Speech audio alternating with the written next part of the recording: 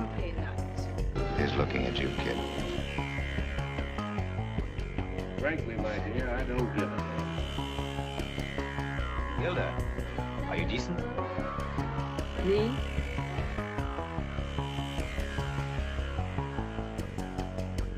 Olá pessoal, tudo bom? Meu nome é Gabriela Bariego e este aqui é mais um vídeo da Caixa de Sucessos.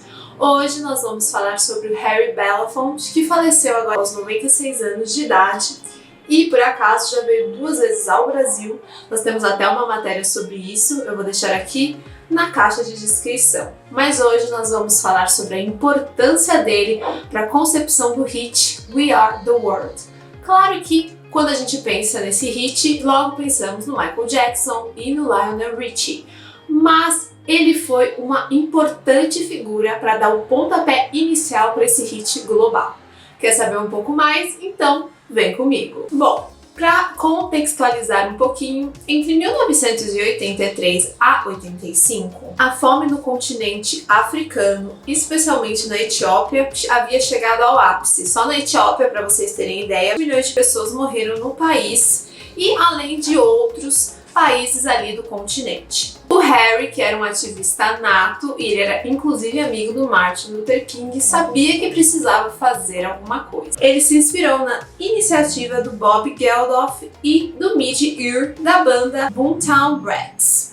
Bom, isso aí, os dois são britânicos e tudo começou lá em 1984, quando o Bob assistiu um documentário da BBC sobre a fome na Etiópia. Ele ficou muito comovido com a situação, então ele decidiu pedir a ajuda do colega de banda, da esposa da época, a Paula Yates, para fazer um super grupo para arrecadar fundos para ajudar as pessoas na África. Assim, ele fez uma coisa bem diferente na época, que em vez de ligar para os próprios empresários dos grandes músicos britânicos, ele conseguiu o telefone e foi ligando um por um. Então ele conseguiu grandes nomes na época como o George Michael, o Boy George, Phil Collins e muitos outros. Além do próprio Sting, é claro. E ele resolveu criar o supergrupo Band Aid com a canção Do They Know It's Christmas.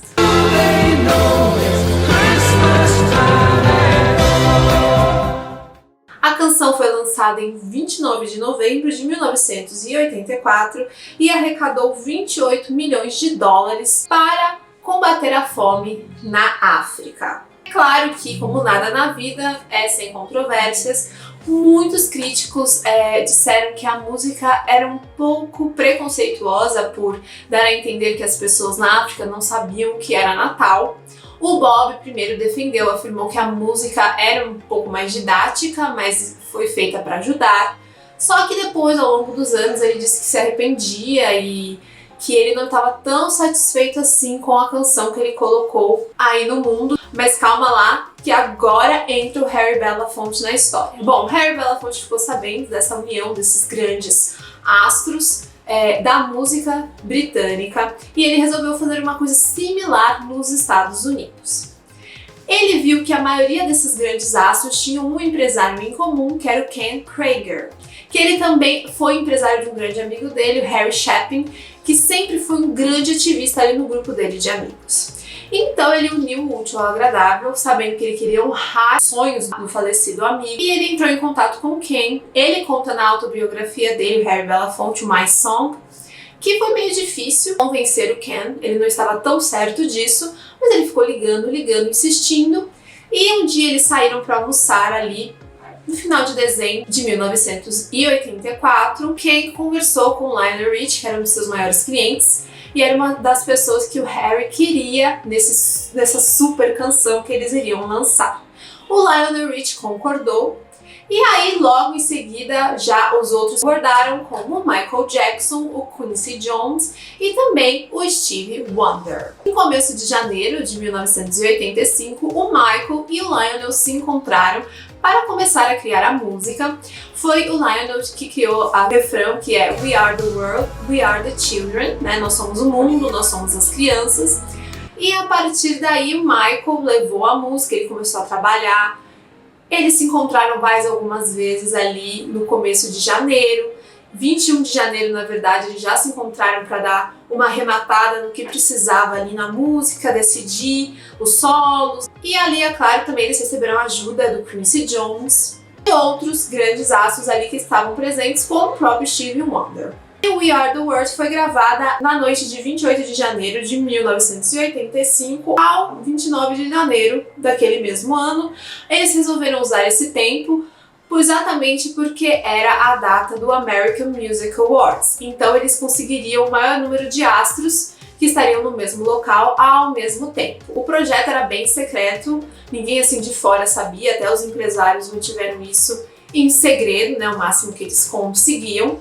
O que se conta é que não se sabia exatamente quais eram as pessoas que iriam participar exatamente. A Cyndi Lauper, por exemplo, ela só decidiu que participaria da canção naquele mesmo dia, quando ela já estava ali em Los Angeles. A canção foi gravada no A&M Studios, ali em Los Angeles. O que é bem legal é que o Quincy Jones ele ficou responsável ali por coordenar todo o grupo e ele escreveu um aviso assim bem grande na porta que deixava "Deixe o seu ego pra fora". Michael Jackson ali, que já tinha uma fama de ser uma pessoa um pouco mais difícil e exigente, o Harry disse que se surpreendeu porque ele não viu nada daquilo no Michael. Ele foi muito generoso e ele foi muito solícito. Ele não deu uma de estrela, como muitas pessoas esperavam.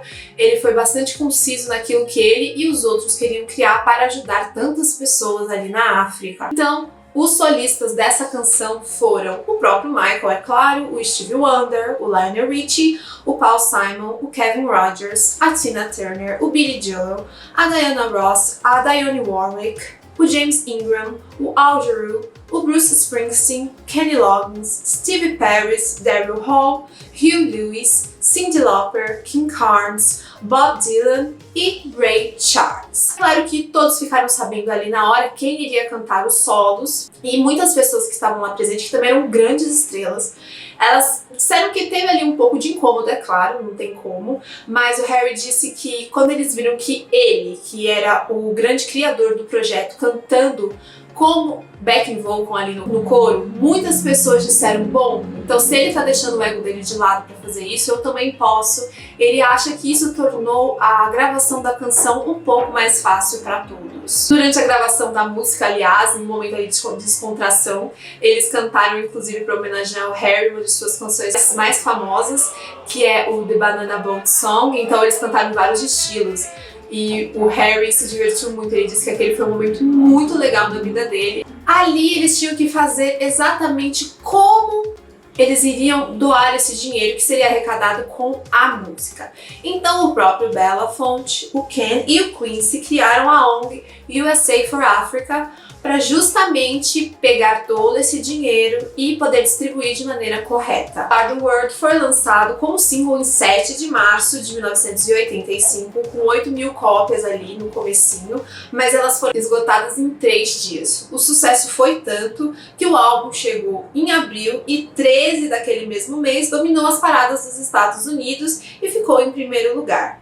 Só naquele verão deles ele arrecadou mais de 45 milhões em merchandising e 10 milhões somente pela gravação. Com todo esse sucesso e todo esse dinheiro entrando, o Harry sabia que eles precisariam de especialistas em crises humanitárias para saber onde colocar o dinheiro. Então eles contrataram essas pessoas para distribuir e eles perceberam que as primeiras doações, na verdade, não seriam propriamente comida, e sim itens como remédios, itens, né, ali para tenda que eles tinham, que eles mantinham, bombas de poço e outros itens de necessidade básica.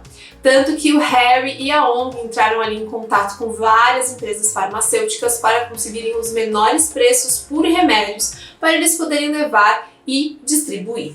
Em junho de 1985, né, ele, a esposa dele na época, Julie, alguns doutores, o Ken e o Marlon, que era irmão do Michael Jackson, e além de jornalistas também que foram ali para documentar essa doação, eles foram para a África e eles ficaram especialmente ali na Etiópia, no Sudão. Eles também foram para o Quênia. Eles foram lá para doar, então eles foram muito bem recebidos porque a canção foi um grande sucesso. Então eles receberam ali um tapete vermelho, vamos dizer assim, apesar de ser uma ditadura ali em muitas regiões. Tem algumas ali que já era uma democracia, mas democracia entre aspas. Eles foram muito bem recebidos, mas o Harry conta na autobiografia dele que foi um baque ver tantas pessoas com tão pouco. E eles estavam tão felizes pela canção, por todo aquele sucesso. E quando eles viram aquelas pessoas tão necessitadas, ele diz que foi ali acordou ele assim para a vida, para o que realmente importa. Foi ali que ele percebeu o quanto a canção era importante. Diferente do Bob Geldof, o Harry ele mantém que a canção foi muito importante e a ação da USA for Africa também. Na autobiografia dele ele fala o seguinte: para mim essas críticas são de pessoas que não enxergam e são cínicos. Nossa música salvou muitas vidas. Isso somente já justifica o esforço. E isso fez muito mais. Trouxe para a América ou para os Estados Unidos o espírito de acabar com a fome que o Geldof começou no Reino Unido. A canção nos Estados Unidos ali também arrecadou 75 milhões. Esse esforço, é claro, culminou no super concerto Live Aid em 13 de julho de 1985, que se tornou o Dia Internacional do Rock. Também não tinha como, eram grandes estrelas da música, como o Queen, que fez aquele show épico.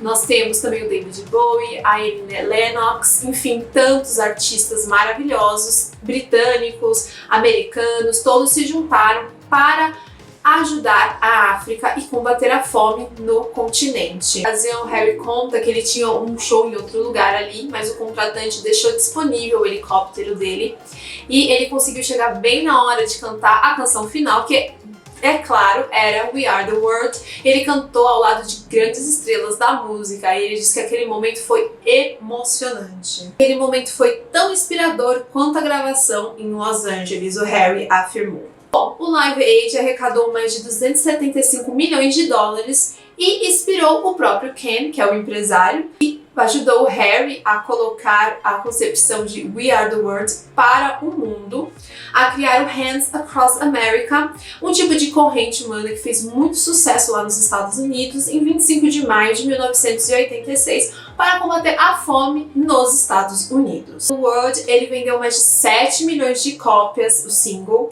e a canção ganhou o Grammy como a melhor canção e gravação do ano em 1986. No palco do American Music Awards, o Harry ganhou um prêmio pelo projeto e ele agradeceu, relembrando a importância do amigo dele, o Harry Chapin, e ele afirmou: It's important for everyone to know that art is not only supposed to show life as it is, it's also supposed to show life as it should be. A canção lá, como a gente falou, a britânica, do I Know It's Christmas, ela teve outras 3 versões. Já a canção We Are The World, em 2010, no aniversário de 25 anos, ganhou uma nova releitura com grandes astros da música para ajudar o Haiti, que na época teve um grande abalo sísmico e precisou de ajuda humanitária urgente. E aí, você está gostando desse vídeo? Então, por favor, deixe seu comentário, sua curtida e compartilhe para quem você achar que deve gostar desse tipo de conteúdo. O documentário da gravação, que foi acompanhada ali pelo diretor Tom Tribovich, ele está disponível na web e vocês podem conferir os bastidores dessa grande canção e desse super grupo que, combinado com um super grupo britânico, criou um dos maiores hits da história da música e também mostrou que quando as pessoas querem, elas realmente podem deixar os seus egos de lado e ajudar outras pessoas que estão tão necessitadas e que precisam de ajuda. E isso eu acho que é o mais importante que a gente tem que tirar aqui dessa história, que às vezes uma pessoa só, com outras pessoas que acreditam naquilo, elas conseguem fazer a diferença no mundo, e isso é sempre o mais importante. Então é isso, gente. Espero que vocês tenham gostado e até a próxima. Tchau, tchau!